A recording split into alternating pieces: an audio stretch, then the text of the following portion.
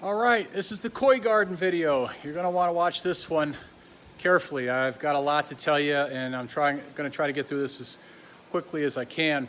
It's the second time I actually did the video once already and I forgot so many things, I'm doing it again.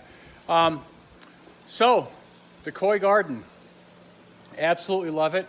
Where do I start? Well, you're gonna see over in the corner there, I've got the hose running to it. We're going to do a water change or a filter cleansing. That probably goes through as much as 100 gallons of water. You could probably do less, maybe 50 gallons. Yeah, you could easily, I think you could easily do 50 gallons, but you pretty much need to do that. It's gonna run through a lot of water. That's actually good for the pond though. You don't want the same water in here all the time. So speaking of water, this is chlorinated, this is city water, chlorinated water. Fish don't like chlorinated water. Chlorination gets in their gills and they can't exchange oxygen. And so they die. So you don't want to go too much. I'm not going to use any chlorinator today because I'll probably be using or refilling maybe 5% of the water, and that's not a problem. The fish are going to survive that just fine. 10% is fine, 20% not so much. So, and the way I look at it, you know, I'm going to be taking about that much water out and then refilling that. So it's not a lot considering this is, I think, 1,200 gallon tank. That's not a lot of water. But if you're taking out, I can't do it with one hand, if you're taking out more like a foot of water, then you might want to take some dechlorinator, and you could buy that down at the, well, certain pet stores will have it, and it only takes a few ounces. It doesn't take a lot. The other thing to think about is that if you are doing this in the middle of the El Paso summer sun, that will take care of a lot of chlorine as well. Chlorine is broken up by, I believe, UV radiation, but sunlight anyway takes care of chlorination. The pond is a bit dirty on top today, and that is actually nothing compared to a couple of days ago. Let me show you, well, just really quickly, all this stuff, it only happens once a year in the spring. We'll have a windstorm in the middle of the night, and those pine trees drop all of their seed or whatever you call it, seed. And it's the first time it happened. I'm walking by and I look out to my koi pond, and it is completely covered with what appears to be fish food. It looks just like the fish food. So it only happens once a year. It's not a big deal. I got some cleaning supplies out here. I'm going to get all that stuff out and clean up this courtyard. But in any case, yeah. So I have the water filling because it takes a long time. Oh, that reminds me.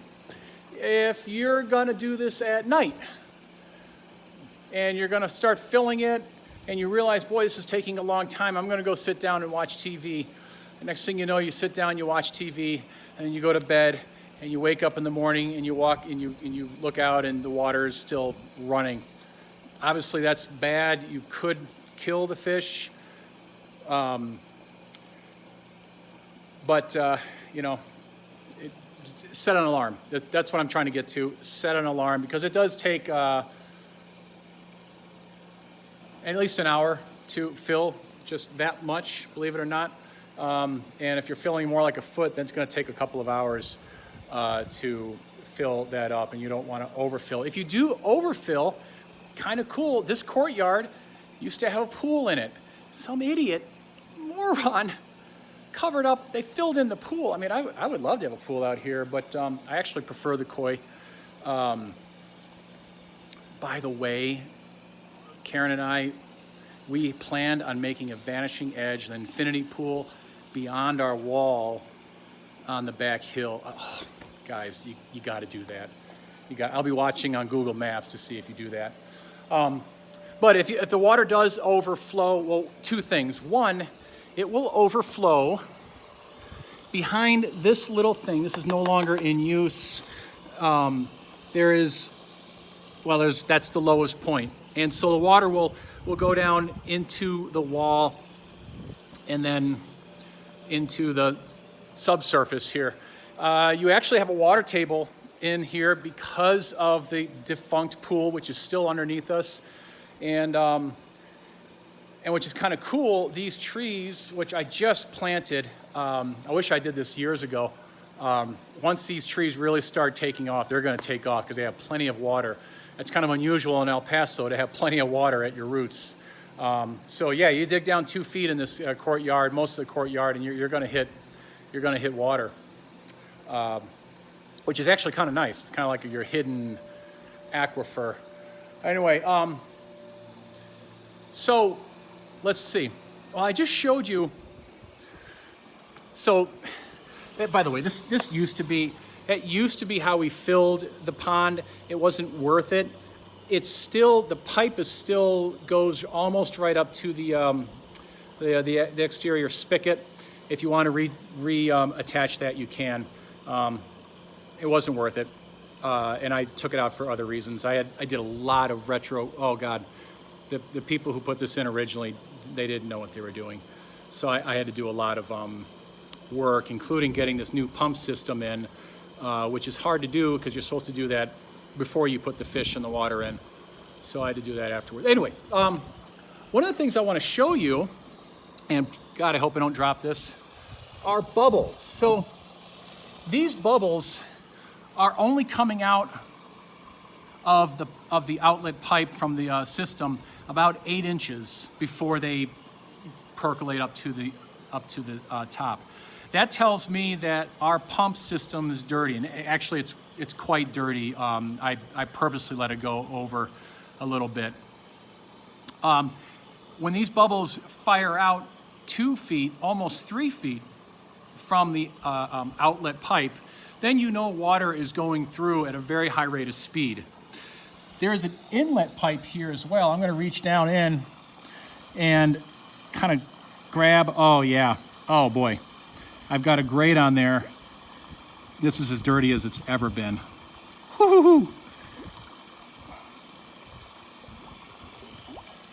Look at that. So, filamentous algae. Filamentous algae is not a year-round problem. Curiously enough, it is a winter problem. And as far as problems go, it's not a big problem. It doesn't get out of control.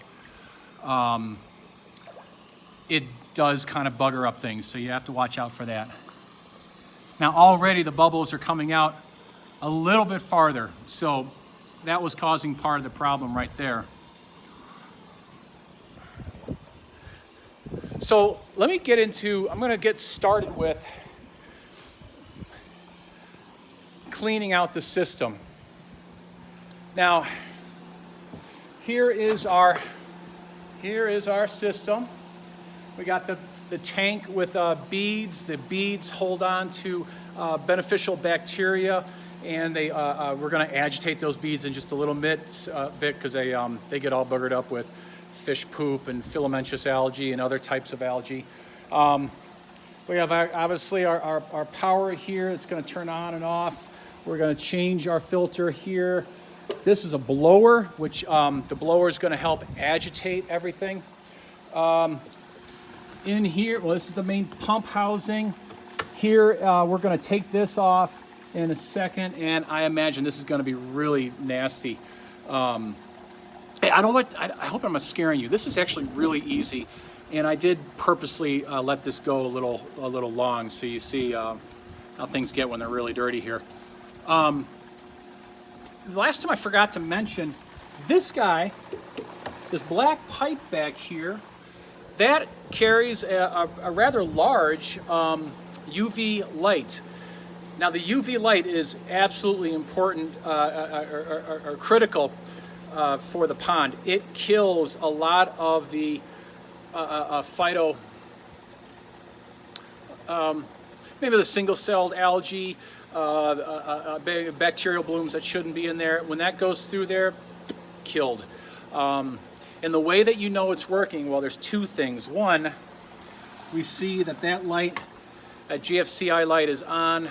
If it's off, then the light is off. The other thing is, it's easier to come out at night, and at either end of the tube, there's a sight glass, and that sight glass will have well, a little bit of purplish blue light coming through. It's very faint, but as long as you see that light, you know it's working. And the third way, if your pond starts to, if you can't see the bottom of the pond all of a sudden, you can't see your fish, your light is out. Of course, I'll leave instructions on how to change that and how to get a new light for that. But it should be good for a while. Anyway, let me go ahead and get started with this. First thing I'm going to do, turn off the pump. Now, let's put this here. Come on. All right. We're going to take this housing off. This is the only dirty part. Everything else about cleaning this is you could do in a three-piece suit. This part, not so much. Oh yeah, so this is really messy. This is as bad as I've seen it because it's actually got a bunch of stuff in there as well. What I usually do is I'll take it over, stand over some pots, the bigger pots, and spray it down. Filamentous algae does have a tendency to be filamentous and stick pretty well.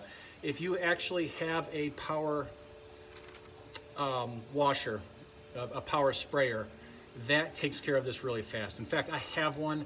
It's a pain to use, but I'm going to use it this time because this is really bad.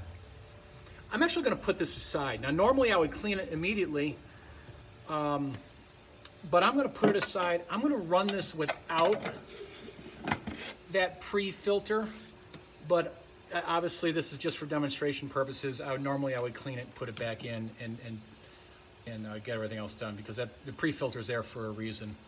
Now you might think, by the way, that you could do a pre-filter and have one at the inlet in the pond, and I've done that. The problem is getting the right balance.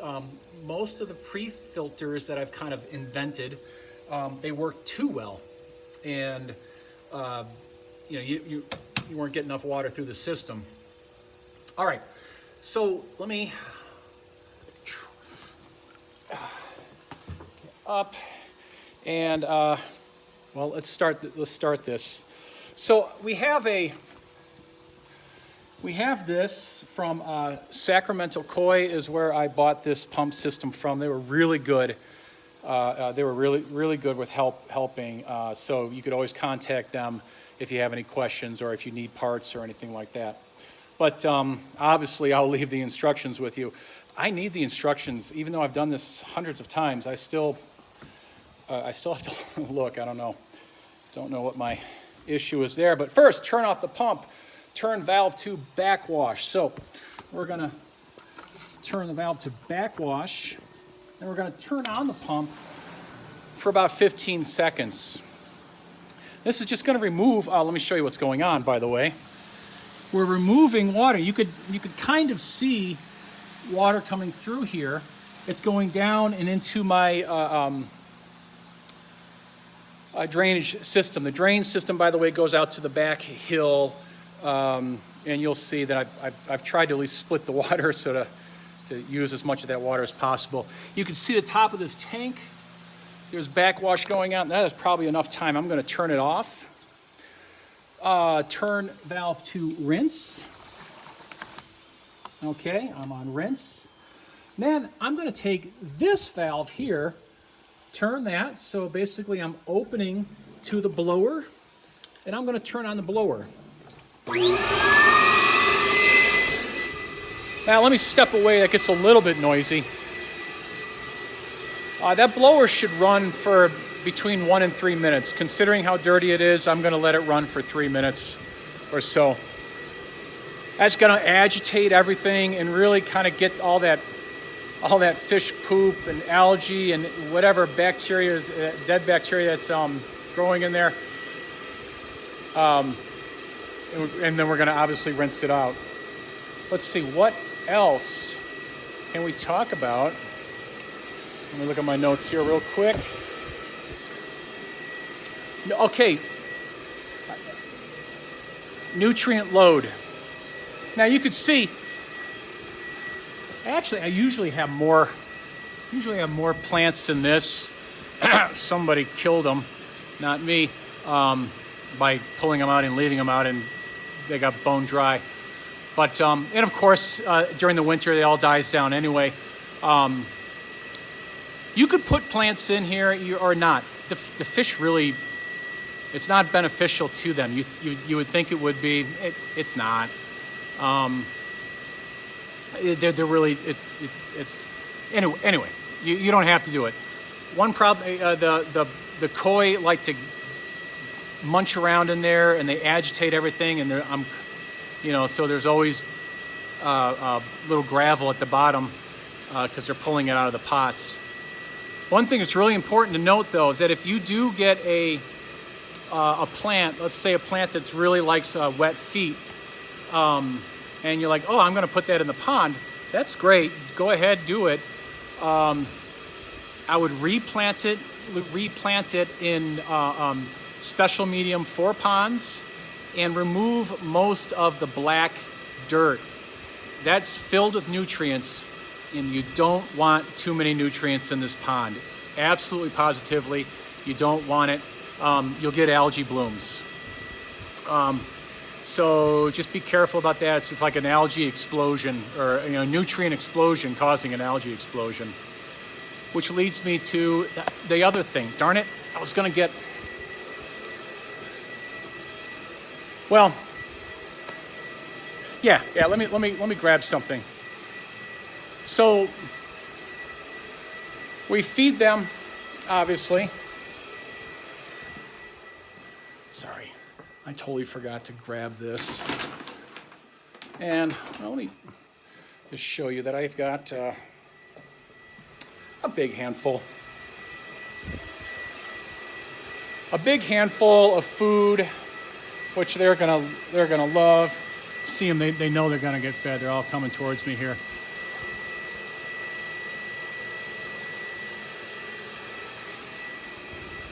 Actually, some of them will feed right out of your hands. So my wife and I kind of get in little mini battles. They don't need that much food. Now my wife thinks you feed them twice a day in a big fat handful, and she's like, well, they're always hungry. I was like, well, yeah, so are the dogs. They got nothing else to do other than, they want to eat something. They're bored.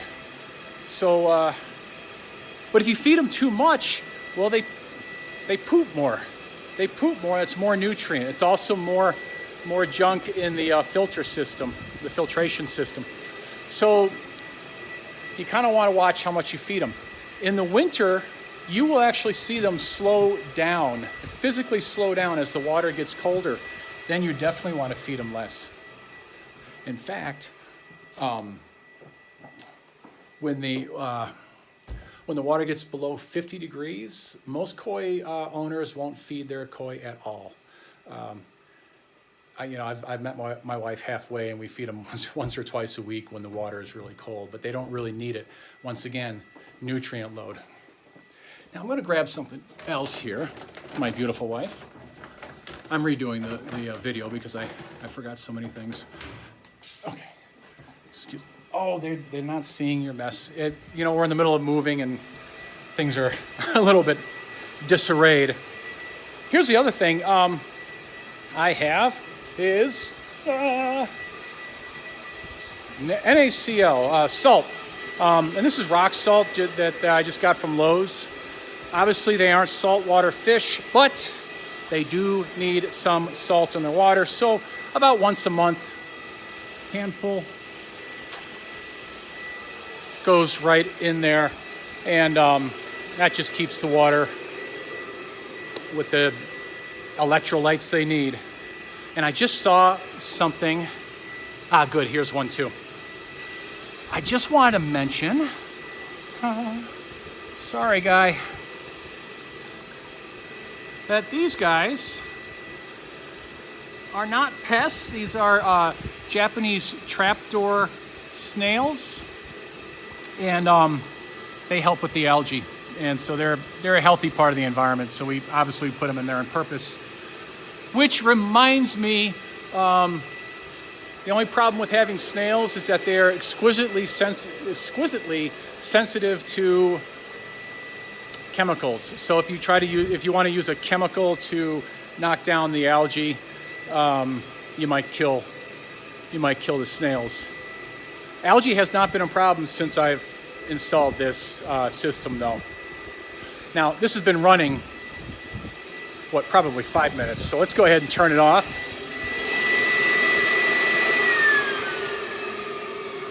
We're gonna put this back down. And this is the part I always forget, so I actually need my instructions. Okay. Open valve with blower still running. Okay, I did it wrong. See, I don't understand. I've been doing this for 2 years now with the blower still running. So I just opened that valve again. I'm going to run the blower again, and I'm going to turn it to backwash. Now, watch this sight glass.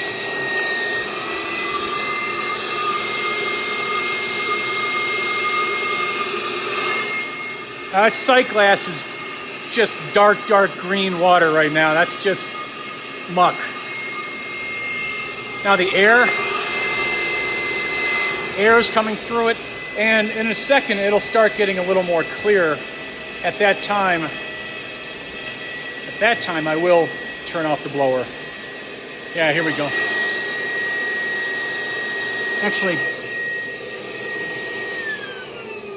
Actually at some point it runs out of water.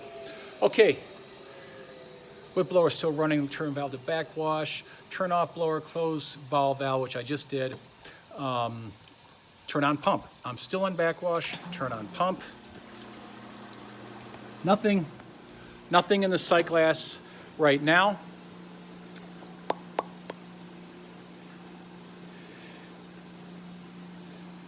What else was I? Well,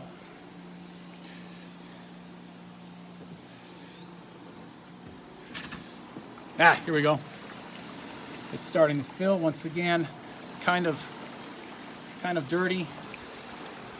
And we're gonna wait for that to clear up. Oh, by the way, yeah. So while we're waiting for this to clear up a little better, this pipe I did not glue on. So if you ever need it off, just give it a little pop and this will come right off. Everything else obviously is glued. Okay.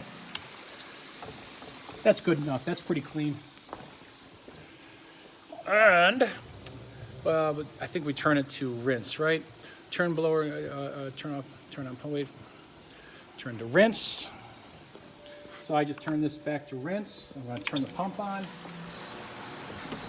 Once again, nothing in the sight glass at first. And then there's going to be more dirty water is going to come through.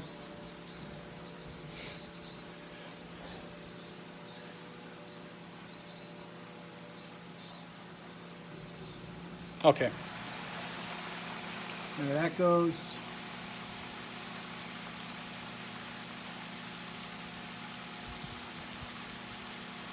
All right. And it's getting pretty clear, so I'm going to turn off the pump. Turn on the filter. Now, really important. This only happened once, but it was really important. On this last step, make sure everything's tight here and watch this glass. Absolutely nothing should be coming through. No water at all. What happened once is that this valve in here didn't quite set perfectly and it was allowing a little bit through. Well, this pump pumps a lot of water, so a little bit is still a lot. And I came out the next morning, I looked at my pond, and it was like 2.5 feet down, which was a bit shocking. And of course, I thought there was a leak, and found out that it was in fact just that. Anyway, sorry, I got a little distracted.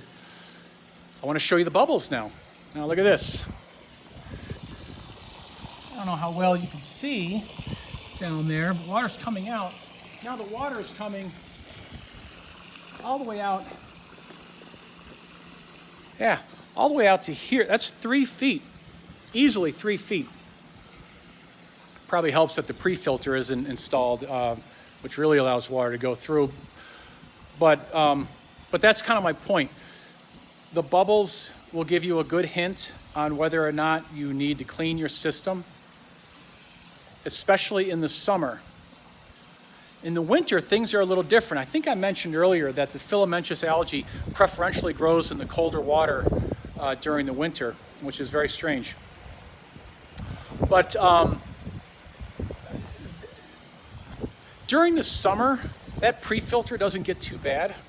It's during the winter and early spring that the pre-filter gets filled up with the filamentous algae. And one of the ways that you know that you have stuff in there is you will actually hear kind of a sucking sound from the system. It'll go from, you'll hear like a, I don't want to do it, make a fool of myself, but anyway, that's what you'll hear. All right, let me look at this. Winter filamentous demonstrate cleaning pre-filter, not supposed to. Oh, and I think the only thing I forgot to mention is, two things. This little doodad, if you ever, you won't really need to, but if you ever do need to take the top off of that, that's what that doodad is for. You just obviously turn it. Do not grease the threads. Just dry thread. If you grease it, it actually will stick, which is kind of weird. What was the last thing I was going to say? Oh, and the manufacturer says don't turn the system off for any length of time because the beneficial bacteria, they're aerobic bacteria, and they will quickly go through their supply of oxygen and die. Look, I've turned the system off for, a day or two for various reasons, and everything works fine. I'm sure a lot of bacteria do die, but they're bacteria. They'll find a way to come back, and there's plenty of bacteria, still alive in the system. But anyway, I know I was a little long-winded. Hopefully you played this at a faster speed than normal. And I think that's it. I think I got it this time. All right. Well, congratulations. We're absolutely in love. I'm definitely doing this again. Another koi garden wherever we end out. We're still not 100% sure, but yeah, I hope you enjoy them. All right. Bye-bye.